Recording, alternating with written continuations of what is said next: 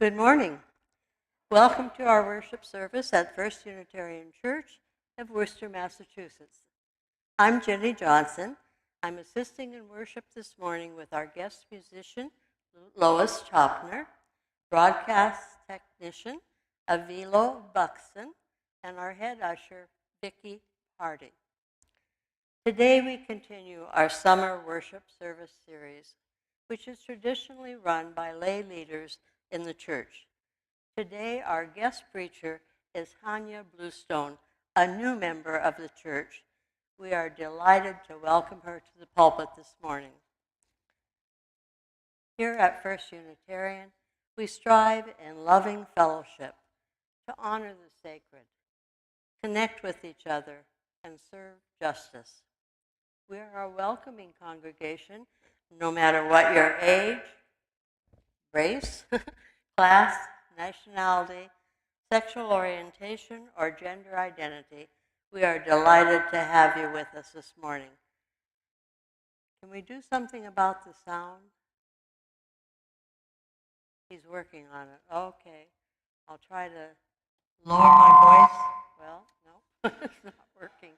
Okay.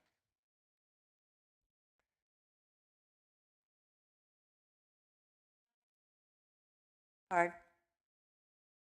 Are we all set?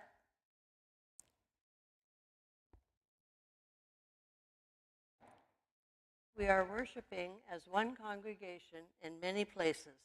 We have people here in the sanctuary and people joining us online.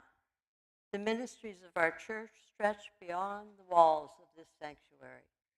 If you're online, you can like this video to help others, and please subscribe to our channel to find more connection. Our newsletter is the best way to stay in touch and join our other programs. If you would like to receive our e-newsletter, please go to firstunitarian.com and click subscribe to our newsletter at the bottom of any page. If you are here in the sanctuary, you can visit the welcome table and sign up to receive the newsletter. Well, I think God has done it, okay? We'll just say, this is it.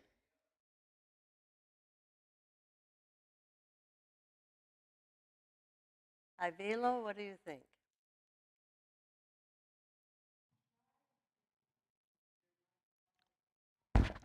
Pardon?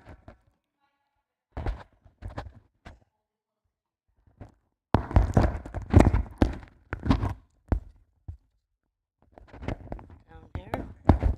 Huh?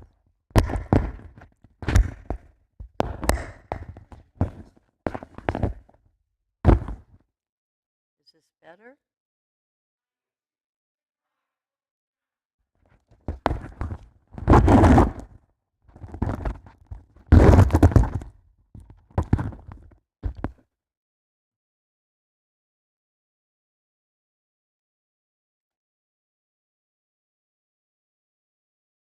Should I continue, Ivilo?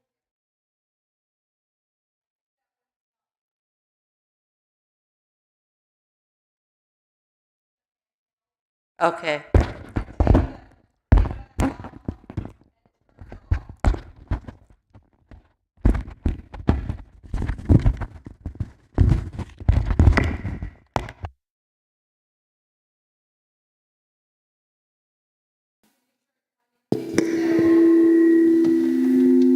Well, this doesn't seem much better.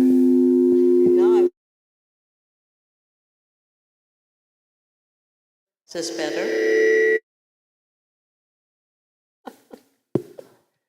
Okay.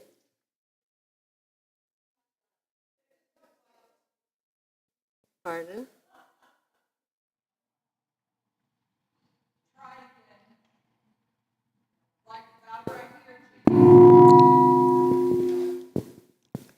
What do you think? I think I just not use anything and use my big mouth. What? It's working? Okay. All right. We're going to go back to the welcome table. If you have recently signed up for a card, a membership card, There's several of them there at the welcome table. When you go through this door on your way out, please stop. And also you'll meet friendly people there that would like to get to know you. Following the worship service today, we will have coffee hour, fellowship in the church parlor through the door. All are welcome. Okay, here we go. This is the day the Lord has made. Out of Our Yearning by Susan Manker-Seale.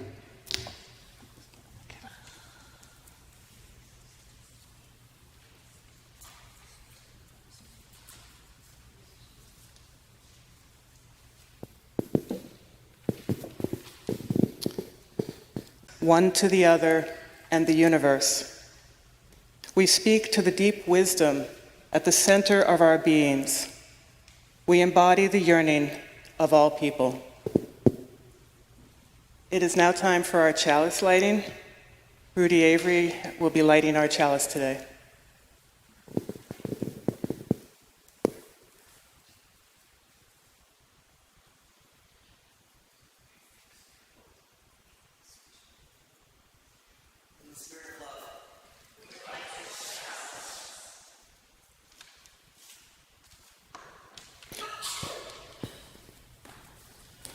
Please rise in body or spirit to renew our covenant as printed in the order of service and on your screen.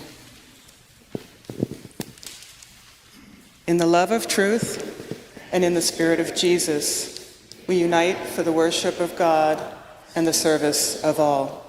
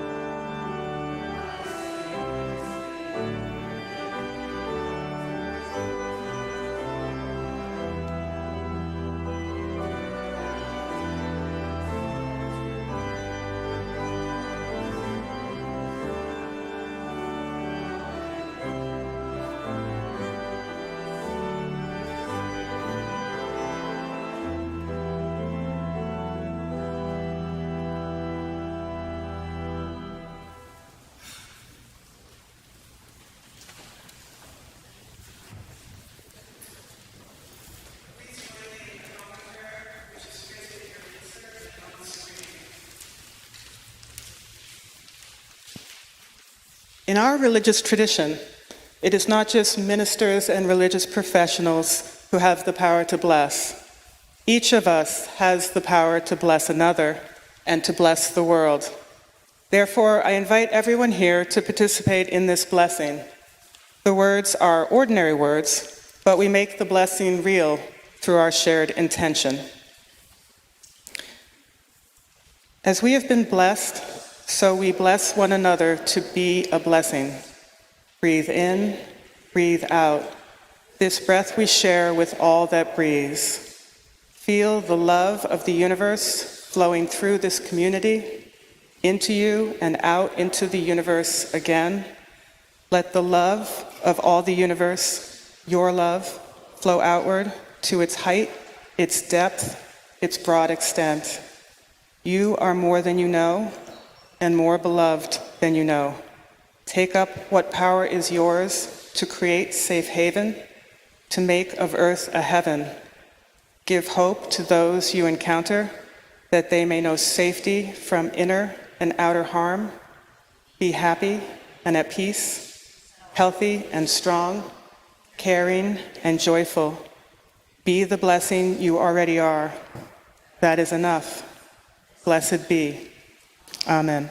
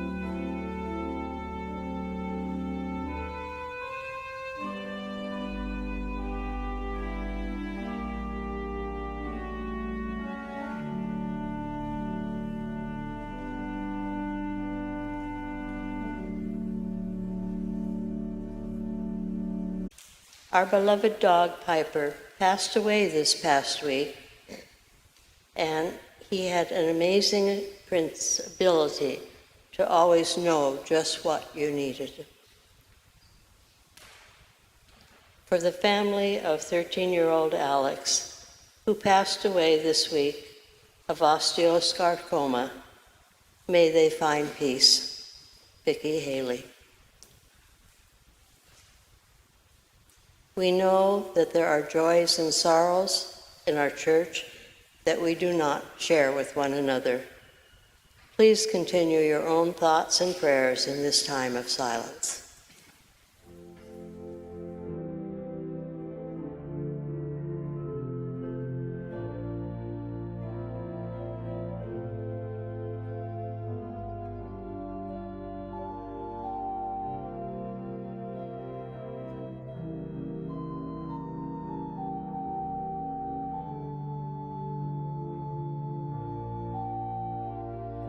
Sorrows that have gone unspoken.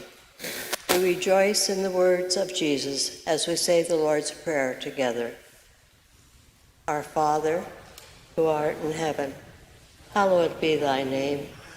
Thy kingdom come, thy will be done, on earth as it is in heaven. Give us this day our daily bread, and forgive us our trespasses, as we forgive those who trespass against us. And lead us not into temptation, but deliver us from evil. For thine is the kingdom, and the power, and the glory, forever and ever. Amen.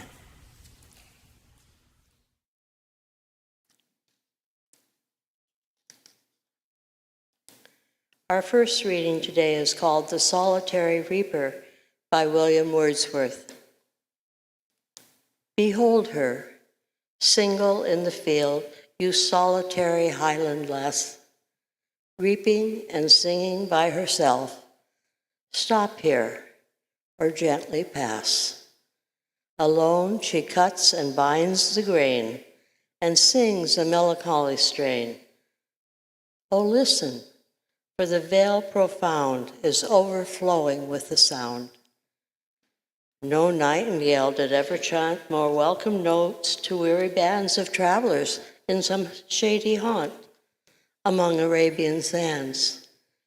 A voice so thrilling was never heard in springtime from the cuckoo bird, breaking the silence of the seas among the farthest Hebrides.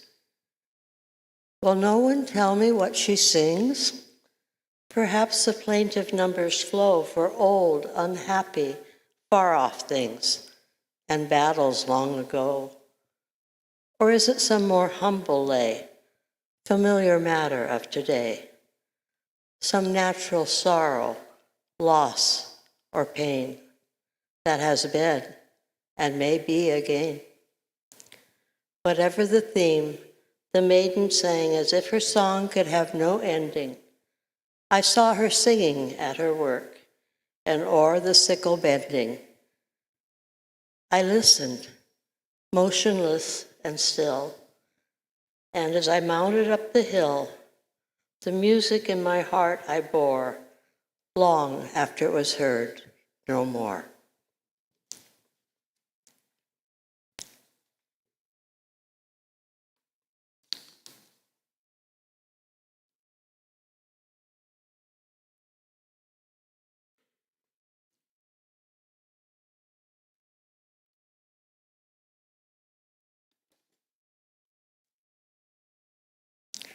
Our ministries at First Unitarian Church continue to thrive because of your support. Your offering makes a difference here and in our community. The ushers will now receive the morning offering. If you are worshiping online, you can text the number on your screen or go to firstunitarian.com and click Give Online at the top of any page. I invite your generous contributions for the good work of this church.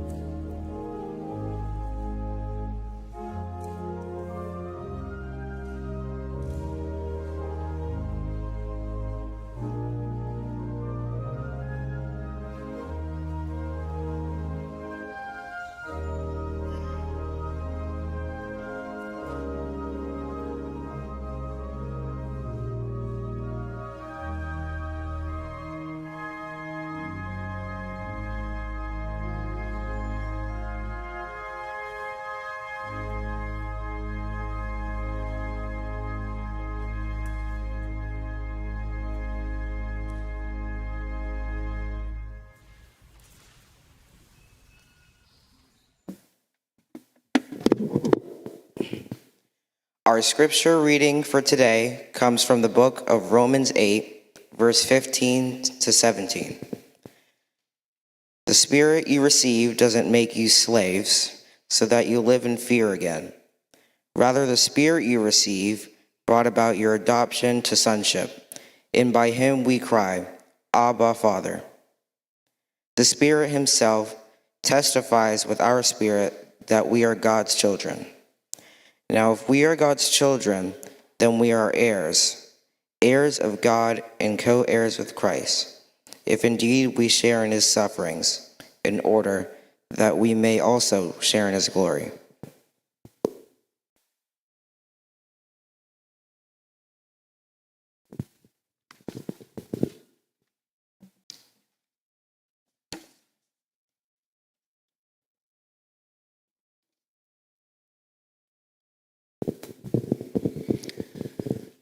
Blood is thicker than water. I remember hearing this proverb when I was a kid. Like a lot of people, I thought it was a quote from the Bible. Someone would say, well, you know, blood is thicker than water, when they were telling me about the importance of family. But they were talking about the family they were related to by blood. And I was an adopted kid who only had the water kind of relationship to my family. It reminded me that my family was different, and I wondered if I would ever know what it felt like to have that thicker kind of love that all my friends seemed to know about because they were living with their blood family and hadn't been sent away to be raised by strangers. I had always known I was adopted. My parents, both professors, took pride in talking openly about my adoption and how special my brother and I were to be loved so much that our birth mothers created an adoption plan for us so we could find our wonderful forever family. I knew how much we were loved and how grateful my parents were to have us as their own. We never talked about the grief my parents must have felt about not being able to have birth children of their own. And to this day, I do not know that story. My father, George Bluestone, once told me that God is a committee of African American women. The son of Russian Jews, my dad grew up in poverty on the Lower East Side of New York City, sharing a cot with his brother Max in a small one-room apartment characteristic of the tenement housing, the immigrant housing, that has been preserved in the Tenement Museum. His mother died when he was 5, and he described his father as a hardened and bitter man. I have never understood how this early environment produced one of the greatest men I have ever known. My dad worked hard, knew the value of education, and earned a coveted spot at Harvard and then Johns Hopkins, where he met my mother and spent several years trying to convince her to marry him. He was a civil rights activist, a true feminist, a gifted writer who woke up early every morning to write in his study before walking to work to teach filmmaking classes at Boston University. I often wonder if the poor living and working conditions of his childhood were responsible for his diagnosis with early onset Parkinson's when I was just finishing college. Though I lost much of my adult relationship with my father to his illness, any time with my father was highly treasured. And I can still feel his hand in mine, his closeness to me when I was sick, the smile that he revealed in his eyes when he was reprimanding me for my frequent misbehavior, and the love he expressed through his nightly Naughty Christopher bedtime stories when we were finally alone together. My mother was fascinated by a female Renaissance artist, Properzia de Rossi, who carved tiny saints' heads into cherry stones because she couldn't get commissioned like the men of her generation.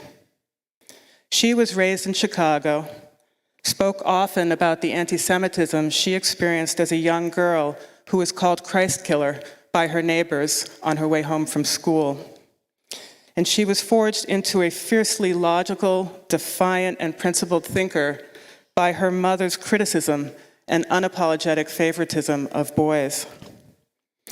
My mother was a sorority girl and a philosopher. She could argue with the best of them and lost many friendships to her strong convictions. She never gave up on me, though, even though we disagreed frequently.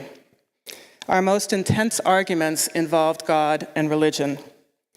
My mother was an atheist, and I was a seeker. When I spoke at her memorial service several years ago, everyone laughed when I said my mother didn't expect to see me in the afterlife. But I planned to find her to prove she was wrong. Both of my parents were skeptical of formal religion, and I grew up in museums, on basketball courts, in classrooms and gay bars, and psychiatric hospitals and courtrooms, always searching for my other mother. I believed my other mother was a homeless bag lady. And as an adoptee, I had been told my other father was a handsome Swedish mechanic. None of it made any sense to me, and everyone seemed so uncomfortable when I talked about it. I was lucky to be adopted, and we all pretended I looked just like my hobbit-sized Russian mother, though in reality I didn't look much like anyone I knew. I had been told I was French, Italian, and Scandinavian. As a kid, I remember watching the opening ceremony of the Olympics, and when my countries came out, my eyes would be glued to the TV, trying to find someone who looked just like me. But no one did. About 10 years ago, when I finally learned the truth about my birth family, it came as a huge surprise. I was particularly proud to discover my Scottish heritage and be able to attribute my quick temper to my Grandma McCoy of the legendary McCoy-Hatfield rivalry. For most of my life, it has been difficult for me to answer the question of who I am. But now I understand better why I live in the gray between opposites. I have two mothers and two fathers who shaped my identity. Their stories, strength, grief, physical mannerisms, temperaments, memories, and even their thoughts are a part of me. After finding my birth family and then losing my second parent, my mother, in 2019, I was inspired to look further into the meaning of that troubling proverb from my childhood about blood and water. It just didn't make any sense to me. Now, an adult and a therapist, I knew so many people who had been raised in unhappy homes, severed ties with family members, and chosen friends over family as their closest social connections. It didn't seem to matter whether these families were biologically connected or created through adoption. Family disruptions appeared to be part of the human condition. Relationships, I had come to understand, were just messy and could end badly regardless of how they started. Have you ever set out with good intentions to hold on to a relationship only to have it end? Though the origin of the blood is thicker than water proverb can be traced back to a 12th century German expression, which is interpreted to mean that kin blood could not be spoiled by the waters of baptism.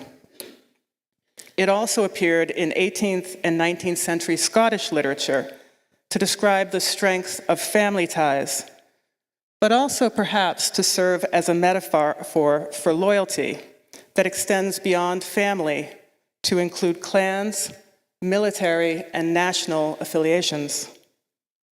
And in the Arab world, there is a saying that blood is thicker than milk, meaning a mother's breast milk, which introduces the idea that there is a relationship that may be even stronger than the bond between a biological mother and her child, or siblings who share the same mother. And this relationship has often been referred to as the blood covenant. In fact, one interpretation of the blood is thicker than water proverb is that the blood of the covenant is thicker than the water of the womb. So what exactly is a blood covenant? Throughout history and across cultures, a blood covenant has been regarded as the strongest bond two unrelated people can have. In Hebrew, the word for make a covenant means cut. And when two people cut a blood covenant, they literally or symbolically commingle their blood to become united as one. These covenants or blood pacts were used to strengthen loyalty among warriors, foster tribal relationships, connect families through marriage, seal friendships, and forge meaningful agreements such as peace treaties. To break a blood covenant was considered a serious transgression and could lead to dishonor or even death. But the blood covenant has also been enlisted as a sign of commitment to a religious belief system, as well as God's promise to his people. In fact, the Bible refers to several blood covenants that have been interpreted to reflect God's redemptive plan for humankind. There is, for instance, the blood covenant that God cut with Abraham. In this covenant, sealed with the blood of animal sacrifice, and let's not forget Abraham's circumcision, God promises to give Abraham land, children who will form a great nation, and God's blessing, a universal blessing that extends through Abraham and his descendants to the entire world,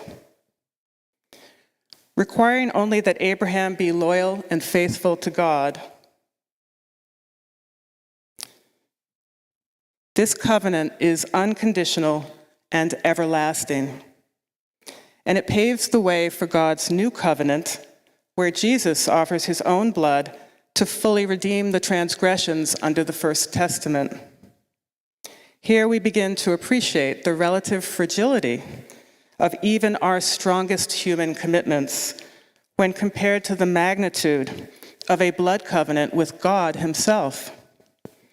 An eternal God who sees our human failings and cannot break a promise has, through the sacrifice of his own Son, entered into a blood covenant, made an oath, and invited us to participate through faith in a spiritual life with God that is unconditional. So perhaps it is not the nature of the relationship itself that matters, but the commitment that we bring into it. Only a perfect God can offer an unwavering, unconditional commitment to love us and stay with us despite our failings, mistakes, and missteps. Our human condition makes us inherently imperfect and limited. The best we can do is strive toward the ideal of loving and unconditional relationships that can endure disappointment, loss, and betrayal, which we will all inflict on each other. As Bob Marley puts it, quote, "The truth is, everyone is going to hurt you. You just got to find the ones worth suffering for," unquote. Jesus believed we were all worth suffering for. So now, as I reflect back on my life as an adoptee, I think of all the blood covenants that shaped my life and made me who I am today. No longer that kid who believed she was an outsider, like the solitary reaper who worked and sang alone, heard only by a passing stranger. Now I can see the love my birth mother had for me when she selflessly chose to carry me to term and advocated for me to be raised in a Jewish family, and also the love of two parents who never faltered in their commitment to me and my birth mother, even when I was quite the handful at times. As an adult, I chose to create my family through adoption. I have two adopted kids of my own, Rennie and Kira, and I have fallen in love with my partner Avery, also an adoptee, and her two adopted sons, Rudy and Dante. Life has taught me that keeping commitments isn't always easy, especially without the steady support of a loving community. But here in this spiritual community, we can grow in our capacity to bear with one another, practice forgiveness, and stay in a relationship with a source of love and strength that promises to be there for us unconditionally. In the end, maybe it's kind of simple once we let go of all the labels, divisions, and boxes of the physical world. Isn't it interesting that the Bible uses the metaphor of adoption as the pathway for our spiritual connection to a family that accepts us just the way we are? I invite you to take a moment and think about your most meaningful relationships. Who have you adopted? And who has adopted you?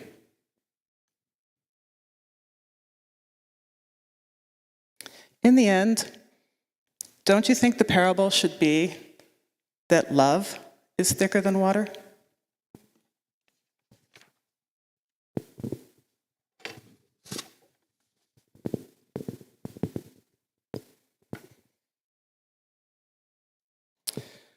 Please rise in body or spirit to sing hymn number 205 in the gray hymnal.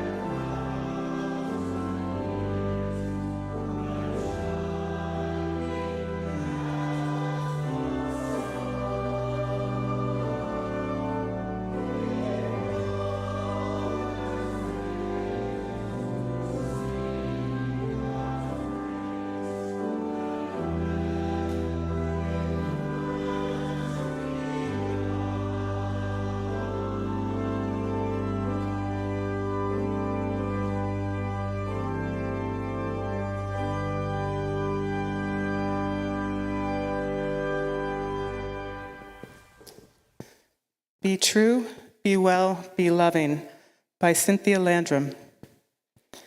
We leave this gathered community, but we don't leave our connection, our concerns, our care for each other. Our service to each other, to the world, and to our faith continues. Until we are together again, friends, be strong, be well, be true, be loving. Please be seated for the postlude.